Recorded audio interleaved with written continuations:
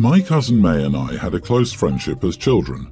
As we became teenagers and our lives got busier, we naturally did drift apart, but we still talked every 2 weeks or so during college. During May's third year of college, she suddenly stopped talking to everyone in the family. She dropped out of school without telling any of us. Her parents had to find out from a classmate. We reported her as missing because we were afraid something bad happened to her. May sent a message to the family, letting us know she was okay, but had never felt satisfied with her previous life and just needed to start over. May never let on that she felt this way during our conversations, and it obviously hurt that she hadn't tried talking to me about it before leaving. The only reason I maintained many of my social media profiles for a while after that was so May could find me if she ever changed her mind. I tried reaching out to her as well, but I admit that after about 2 years I gave up and accepted May as a lost cause. We had no contact with May for almost 7 years. May has 3 children, a kindergartner and toddler twins. She never told us about them. May never reached out during her pregnancies or after any of their births. May explained that her daughter's father had passed away and the twins' father had taken off. She was doing her best on her own, but after the boy twin was diagnosed with a disability, she realized that she couldn't do it on her own anymore. May's parents are willing to take her in and help with the grandchildren, but she said it would be hard for her because she knows they're disappointed in her and the life choices she's made, and seeing their faces and the way they look at her every day would pose even more of a strain on her mental health.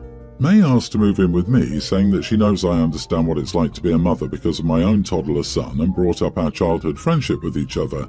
I told May that I'd also been hurt and disappointed by her actions. She never tried to talk with me about her feelings of dissatisfaction or wanting to start over. Instead, she just took off and left us to worry about her. I can empathise with being a mother, but I must also put my child's well-being first. What if my son grows attached to her and her children just for her to run out of our lives again? My son has had enough loss in his life. How could I allow her to move in and trust her not to hurt us again? May is staying with her parents right now. May texted me saying she wished I'd allowed her to move in because, as she told me before, it's a huge mental strain on her to live with her parents and see the disappointment in their eyes every day. She also told me that she hoped our years of friendship would have meant more to me when facing such a low point in her life, both when she first left and now that she's returned. Am I the idiot? Not the idiot. May abandoned you, and now that it's convenient for her, she wants to return.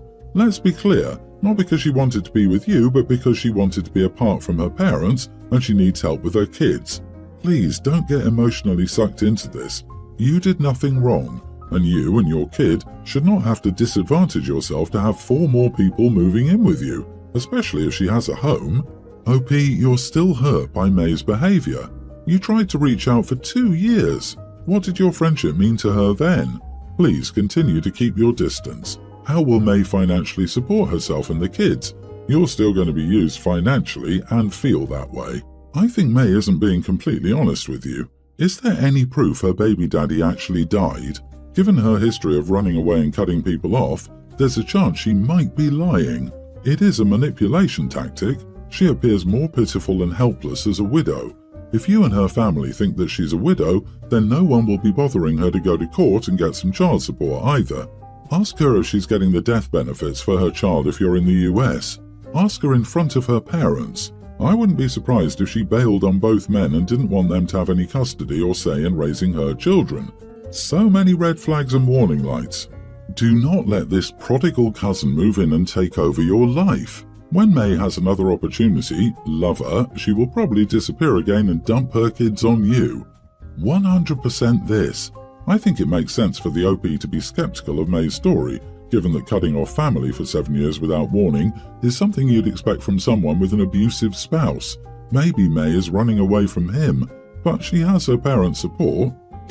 My wife has been a bit weird around our dog lately. Our dog is a female 3-year-old cowboy corgi. We live on a farm and she's a good farmhand. Now, my wife wasn't supposed to be able to have kids due to cancer. We were told she would never have babies due to the damage. Despite this, God blessed us with a beautiful baby girl. My daughter is just learning to walk. She's taken a few steps here and there, but walks constantly with her push-along walker. Last night, our daughter stood up on her own and took about 4 steps, and I was sitting there recording it. Well, our dog, for whatever reason, will knock the baby over whenever she tries walking and bark at us, almost like she's telling us not to let the baby walk. I think it's funny and cute. My wife, on the other hand, is entirely fed up and doesn't want the dog around the baby at all anymore. She's told me a bunch of times that she's tired of the dog knocking the baby over on purpose and that the dog is going to make our daughter fearful of walking. I don't believe this under any circumstances, but my wife is very much down my throat about it. Well, this morning, before the dog and I went out to do our chores, Abigail was taking some big steps and walking around the kitchen with just her hand on the cupboards. She let go to clap, and when she did, my dog ran over and knocked her over again. My wife took off her flip-flops and waved them at the dog, causing the dog to run outdoors, and she told me, "That dog goes anywhere near our baby again, and I swear to God I'll leave." I told her she was being extreme, which set her off more because she was tired of explaining her case to me, and tired of me thinking it's damn cute that the dog is purposely knocking our kid over. I told her I'm not keeping the dog away from our kid because that would create a toxic behaviour from the dog. She said she would leave then. Either the dog or her and the baby, basically. Am I the idiot? Not gonna lie, this cracked me up, especially a corgi. Come on, a corgi of all things. But seriously, train your dog, OP. A one-time thing is something to laugh at. Repeated behaviour, not so much. Your wife has said it's her and the baby or the dog. OP, my guy, it really is time. Train your dog. Teach your dog some boundaries and please grow up. She's not asking you to get rid of the animal. She's asking you to not let the dog intentionally hinder your child's damn development. I would say just don't let the dog near the baby, but your marriage issues are way deeper than that. If you want this to last, you're going to have to do some deeper self-reflection and self-improvement, but maybe apologizing to your wife could be a start. My sister-in-law, her husband and their kid currently live with me, my husband and our 3 kids. Their house burnt down and it's in the process of being rebuilt. They've been here for 2 months. My sister-in-law works overnights 3 nights a week. Her husband doesn't work. I work from home and my husband installs docks 5 to 6 days a week. Now, even on the days that her sister-in-law doesn't work, she insists that my kids remain quiet and don't make noise at all because she will insist on sleeping until 4 or 5 p.m. after going to bed at 11 p.m. the night prior. She claims her body can't handle the sleeping schedule, but she refused to switch to day shifts. I'm honestly damn sick of trying to keep my kids quiet all day and most of the afternoon, literally so she can sleep while I'm trying to work on top of that. My son has ADHD and he's off the walls most of the time, so I constantly have to stop what I'm doing, work, to go and correct my kid for having fun in his own house. I told my husband this wasn't working and that we needed to sit down with sister-in-law, tell her this isn't working out, and come up with an alternative. So we sat her down yesterday and told her she had 3 options: buy noise-cancelling headphones, put a camper on our property and sleep out there, or change her work schedule because I will not be telling my kids to be quiet from the sun up till sundown anymore. She said she can't sleep with headphones, doesn't want to change her schedule due to the pay differential, and can't afford a camper. I basically told her those were her options. Take it or leave it. Today I didn't try to keep my kids quiet. I shouldn't have to in their home. Sister-in-law complained because she couldn't sleep, and I told her tough crap. I gave her options and she refused all of them. Am I the idiot? Edit, her husband hasn't worked as long as I've known him, 8 years. No reason behind it. She helps with around $200 worth of food a month because we all eat meals together. Other than that, nothing else. So if only $200 per month is supposed to feed her family, how much were they spending before the house burned down? I really want to know. Not the idiot, beggars can't be choosers. You've taken her in after the fire, which is the decent thing to do, but it is your children's house first, and she needs to remember that. Keeping your kids quiet 24/7 for the indefinite future is a non-starter. She insists on 11 p.m. to 4 p.m. sleep, so 17 hours. I read this wrong, didn't I? Tell me I did. She absolutely doesn't need that much sleep. I understand wanting to sleep in if you're up late, but if she's sleeping 16 hours a day, she needs to talk to a doctor to find out why. If nothing is medically wrong, then tough crap. I have an option. Sister-in-law's husband gets a job so they can rent a place and live how they choose. He needs to be contributing something to this arrangement.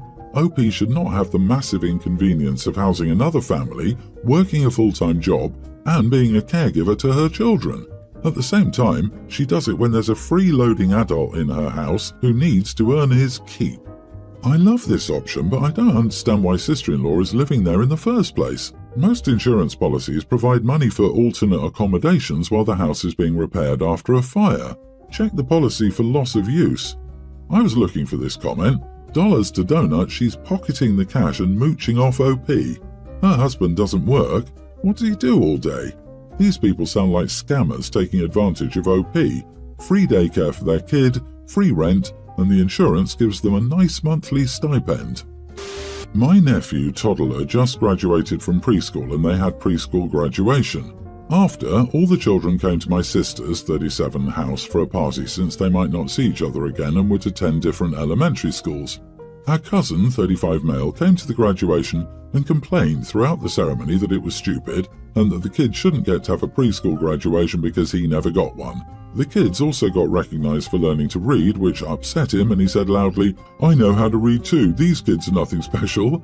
The parents behind us became increasingly angry at him talking through the ceremony and confronted him, causing a scene. At the party, he ate several cupcakes meant for the kids, causing a shortage, so some kids couldn't get any. He sat down at the kids' table and started quizzing the kids on trivia, and when they didn't know what he was talking about, he said they were not so smart after all. He specifically picked a fight with one little girl, preschooler. She was talking about how she learned to read, and my cousin told her, "That's nothing special. 86.8% of the population can read. Do you think your kindergarten teacher will be impressed? They won't." This led to a screaming confrontation with the girl's parents, causing the children to cry. I had my cousin removed from the house. This caused a huge rift in our family, with his parents, my aunt and uncle, calling me to say, "How dare you choose the side of some random girl's parents over your own blood?" and chewing me out for my betrayal. Am I the idiot? Edit, he just hates all graduations and birthdays because he says, no one cares that you got a piece of paper or that you managed to not die. He believes no one enjoys graduation and that it's forced on people by society, and he's doing everyone some kind of service by livening it up with his commentary. He did graduate high school. I found this way funnier than I should have.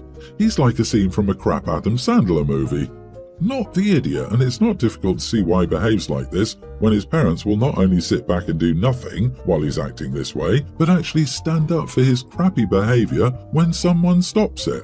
Your cousin, did you mean 5 instead of 35? If he needs to make kindergarten kids cry, I question his parents about their parenting. This guy is jealous of preschoolers.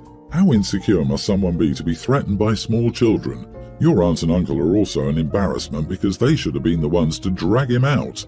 However, this won't be his first time being an idiot over stuff like this, and it won't be his last. So he probably shouldn't have been invited and definitely shouldn't be in the future. Attending an event celebrating children and spending it bullying said kids is a special kind of low. He needs therapy. Expressing "no one cares that you got a piece of paper" is really him saying "no one cares about or loves me." He sounds like a misanthrope, but instead of avoiding people, he just wants everyone else to be as miserable as him. So my dad has my sister, 23, my brother, 21, and me, 18 female, with our mom. They divorced when we were young because he wasn't very good to her. About 4 years ago, he got married again, and 2 years ago, he and his wife had a daughter together. It bothers my dad and his wife to an extent that we're not all about their daughter and that we act like she's different from us. She's so much younger, which is a part of everything, but the main thing is he wants us to be invested in her as much as we are with each other. He wants us to be those much older siblings who don't want to miss out on much, but none of us feel that way. She got a small surgery recently, and Dad was so upset that none of us insisted on being at the hospital with them.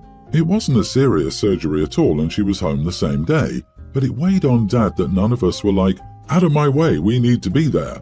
So my siblings and I have this trip planned that coincides with celebrating my graduating high school. Dad heard about it and proposed to change of plans to us.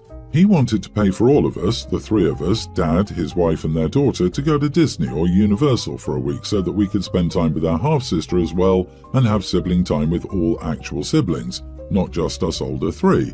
My siblings were all auto-no's, but I couldn't reply straight away, so Dad thought he had a chance when I said I couldn't reply. I mean, the app on my phone was being weird, and he was then messaging me alone and saying it would be a good thing and how we'd have those memories forever, and if we could make a tradition of it, and she, half-sister, would always know her big siblings enjoyed having her around. When I could reply, I did and turned down the offer as well. Dad is angry and says it's not every day kids our age get the offer for a vacation paid for by parents and even offered to spend money. He said it's like we're determined to make it clear our half-sister is not wanted and will be the reason we're not close as she gets older, not the age gap and not him or his wife. He told me I was acting like a kid and not like a new adult. Am I the idiot? Not the idiot. My husband was born when his next older sister was 16. He was a menopausal baby. I'm the oldest of 4 bios, half and a step. Your reasons are valid. Dad cannot build a new fantasy family using money. Everyone will end up resenting all of it. He's doing no one any favors, and you're better off just saying so. Dad needs to grow up. You are the idiot. You don't get to pick and choose siblings. Your biological half-sister is painfully aware not all relationships are the same, though. Her sin? Having a dad like yours. That's it. That fact should unite you two, but you need your anger more. Blood isn't anything. The way we treat our family resonates with the infinite. Write this young child a card and explain why you treat her less kindly than a total stranger. Justify yourself to her. Her parents protect her from this baseless, vile anger. I think your bio-dad might be the good guy here. I understand that he's desperate to bring all his kids together, but with the huge difference in ages, I don't think he's being realistic. And not realistic about what place this very tiny child holds in OP's and siblings' lives and priorities either. OP, I don't think any of you are being unreasonable to say no thanks to his offer. He's trying to force bonds that simply can't be forced that way.